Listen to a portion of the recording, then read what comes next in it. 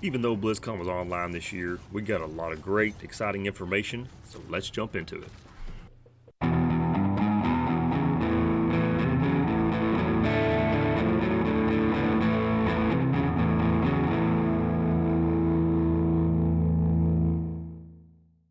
What's up, guys? This is WooPal from Mechs of the Round, and kind of wanted to do a little overview of BlizzCon, at least in my views. This was a really good BlizzCon, I think. A lot of good things coming up, a lot of things to look forward to. I do wish it was in person. BlizzCon, I think, is a great experience. If you've never been to it, it's something to go to. But with COVID and everything else going on this year, it's kind of one of those things where we couldn't avoid it. So let's jump into it and see what we got. So, Blizzard Arcade Collection. Blizzard announced this. It's going to be a release of like 3 early games that are even pre-Warcraft. They are the Lost Vikings, Rock and Roll Racing, and Blackthorn. I think you can buy them for like $20 for. And the cool thing is you can buy it for PlayStation, Xbox, and Switch, and of course on the PC. And it's part of the Celebration Collection through Battle.net. If you have that already, you get them. If you don't, you have to purchase the Celebration Collection to get the games. So. The 3 games they come in original mode as if they were back in the day, and then they come out with a definitive mode, which has additional features, certain cool things to it. Of course, you can save your progress. It kind of reminds me a lot of the Capcom arcade that's coming out. It seems like the older arcade games are making a big return here recently for good reason. They're good games, and a lot of the younger generation players, I think, need to experience some of these games too.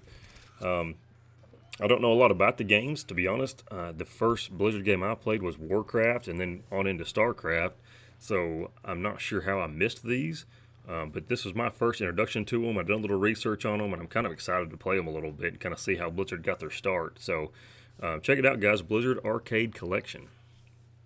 For all the World of Warcraft players, which I know there are many, many of us, Shadowlands, in my opinion, has been one of the best expansions, especially as of late, to really reboot World of Warcraft a little bit. In the new patch, the Chains of Domination looks to discontinue that. We're getting a new location, of course, new quests, a new 10-man raid, and even an 8-man mega boss dungeon, which that should be pretty cool. Like I said, Shadowlands, in my opinion, has been a great change for Warcraft, and I think this patch is really kind of build on that a little bit. Looks like there are wanting us to now try to bring the 4 covenants together, whereas before, when Shadowlands came out, we were trying to choose a covenant and go that path, and now we're trying to bring them all together to create one big army to strike at the jailer. So this looks like, to me, we're going to be deeper into the mall, so that's going to be kind of cool. It's a cool area anyways to kind of experience. Something I know many of us have been looking forward to is the ability to summon mounts. And now we're going to have that ability in the mall, so that will make travel so much better. It also looks like the patch 9.1 will really bring the story of the covenants to us, kind of in all 4 of the different covenants. We'll kind of learn more about the ones, even that you didn't get to follow maybe previous to 9.1. This is kind of bring them all back together. So the Shadowland patch looks like it's going to be really rich in story. You know, it's going to carry on the covenant story, and I like how they're kind of bringing this all together. So Chains of Domination is something that I'm looking forward to, and I know a lot of WoW players are looking forward to as well. And building off of Shadowlands, going back a few years here, going back to Classic, they're now going to reintroduce the Burning Crusade. And I am excited about this one, guys. Of course, I like World of Warcraft Classic. I remember, of course, I bought this game the day it came out, played the beta before, so I've played it the entire time. And the Burning Crusade is probably one of my favorite expansions to the game. And now we can recreate that. You know, we can recreate that feeling of getting to level 70, along with all the other perks. You know, flying is kind of one of the big ones that jumps out to me, of course. But you know, some of the boss fights I remember in this expansion were also brutally difficult. And I don't remember how long it was into the expansion, but Blizzard eventually nerfed a lot of the boss battles in here to kind of make it a little easier. But it looks like, as they reintroduce the Burning Crusade to us this time with Classic, that they are going to do it pre-nerf. So the difficulty should be much higher. I know that's going to be a lot of fun. You know, it's going to be kind of for the higher guild, especially, to kind of experience this from when it first came to us and how hard it was. It should just make it better, in my opinion. So that'll be interesting to see how that's going to kind of go. Something else unique that I kind of like, that kind of stuck out to me, was this is where we first saw the Paladin on Horde and Alliance as well. So the Seal of Blood was kind of the big stickler with Burning Crusade, and how Seal of Blood was so much more powerful, and one faction had it, one faction didn't. So they are now going to change that up to where all Paladins across both factions will get the Seal of Blood. So that will make things a little even. I know it's kind of going off the way things were Burning Crusade, but I think this is a good change, and I think it's a change they need to have made. So the Burning Crusade is coming back to Classic, guys. I'm looking forward to this, and I know you guys are too. And Hearthstone, they look like they are bringing the Barrens to Hearthstone. So for you WoW players, you either loved the Barrens or you hated them. There doesn't seem like there was a good in between. It was like the longest region in the world to me. You running from before mounts, running from one end of the Barrens to the other, you could just like hit your mouse wheel, let it auto run, get up, make dinner, come back, and you might be to the other side by then. So that was something that World of Warcraft players have experienced. But I think it's kind of cool they're bringing it to Hearthstone. Hearthstone's also getting a new mercenaries mode, which looks kind of cool. It's going to bring about like roguelike missions and some RPG play to the card game. So I'm kind of interested to see how they're going to incorporate that. I think that'll make it a lot more fun as well. But they're also going to this expansion brings in 135 more cards to the fold, and will kick off the Year of the Griffin. Fortunately, I've never really got into Hearthstone much, or any card games in general. If I were going to be a big card game, I think Hearthstone would be the one I would be interested in. So for all you Hearthstone players, this looks like it's going to be a really cool addition to the game, and I'm curious to see how they're going to bring it to you. Okay, probably one of the most anticipated games to date is Diablo IV. I know I, for one, am very much looking forward to this game, as well as the D2 reboot. But I know at Blizzcon this year, they kind of give us a first look at the Rogue class. The Rogue class looks brutal. I mean, as you can tell from the trailer here, it's really dark. I'm hoping that carries over into the game, which I'm sure it will. And also, by the look of the trailer, there's some ear collection going on, which I know back in the day, that was a big thing in PvP, and everyone loved it, and I would love to see that come back. The Rogue class itself looks fast-paced. It's got a good mix of melee and ranged combat, and it just looks downright brutal. I mean, it looks like it's going to be a lot of fun to play. The game, to me, cannot come out quick enough. Even though D3 has been great, I've played through every class and went about as far as I could possibly go. I mean, I know there's really no end to D3, but I'm looking forward to something new.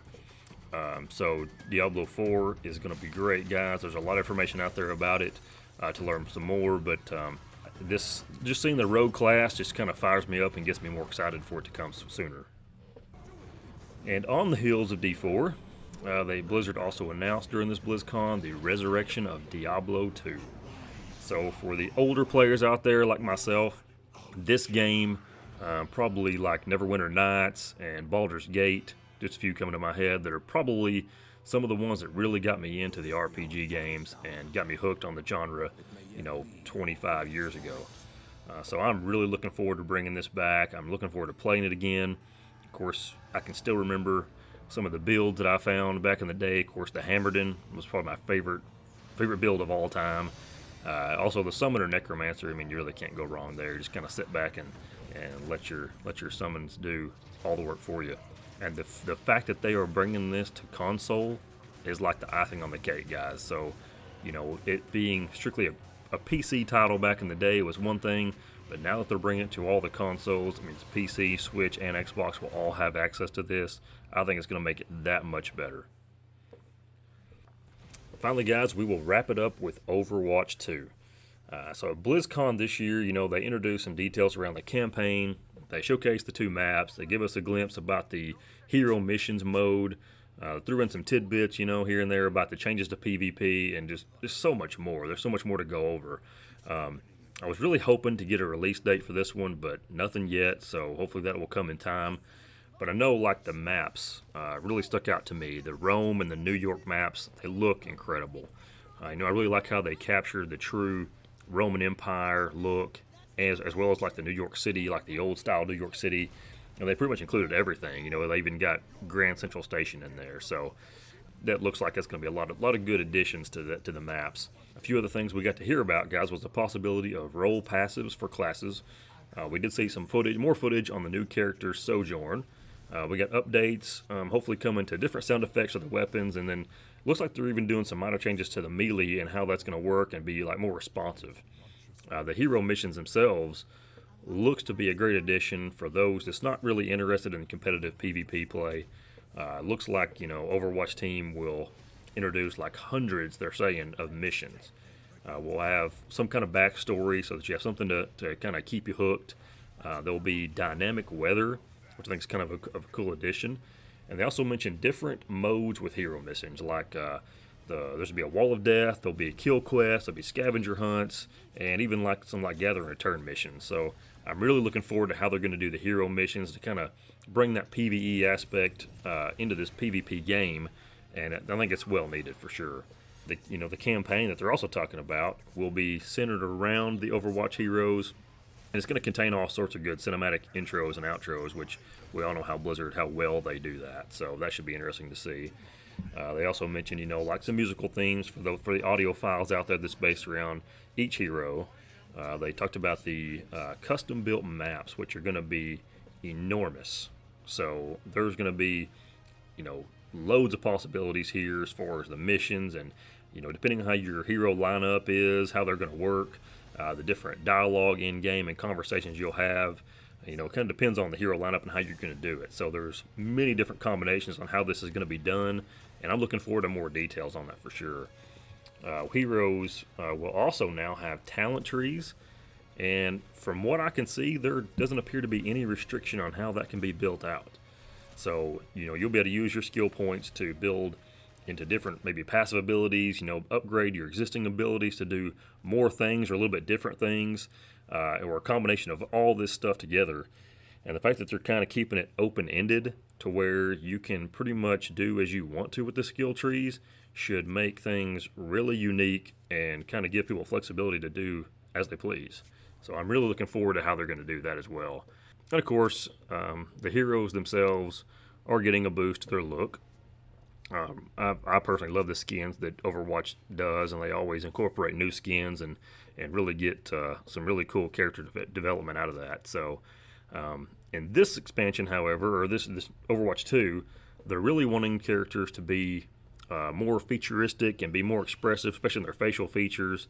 Because, of course, as we know, the farther along we go, the better the graphics get, and the more we kind of pay attention to those kind of things. So I'm sure there'll be loads of customization as far as that's concerned. Blizzcon also talked about the enemies are going to be a big part of the game, big part of PvE side for sure. The Overwatch team really talked about how they wanted to create more engaging fights, kind of bring in larger enemies with different weaknesses that can be exploited, and how your actions are kind of affect multiple enemies so that you use the right abilities at the right time. So it's really good to see how they're going to bring this in. I'm excited for the PvE side. Of course, I love PvP as well, but I know there's many out there who really just want a good story, who really want to play PvE, but still play first-person shooters. So I'm really excited for this. I'm really excited to see how they're going to bring it all together, and I know you guys are as well. So that's it for this video, guys. Just kind of wanted to go over a few things that stood out to me as far as each of the games and how BlizzCon introduced them and how they're going to be brought to us. I'm really excited, of course, I'm a big World of Warcraft player, so I'm looking forward to the Shadowlands expansion. Love Diablo. Looking forward to both D4 and D2 coming back to us. Overwatch 2 looks great. The Hearthstone players have something out there for them that's coming. It looks like, BlizzCon this year, I think, was overall a success. Like I said, I wish it was in person, but, due to circumstances out of our control, we have to do what we got to do. So hope you guys are looking forward to these things as well. Please leave me a comment below. Let Strano and I know kind of what you're looking forward to, what you like to see the most, what you did or did not like maybe out of BlizzCon, and we'll get some thoughts together and we'll talk to you about it. So other than that, guys, have a great day.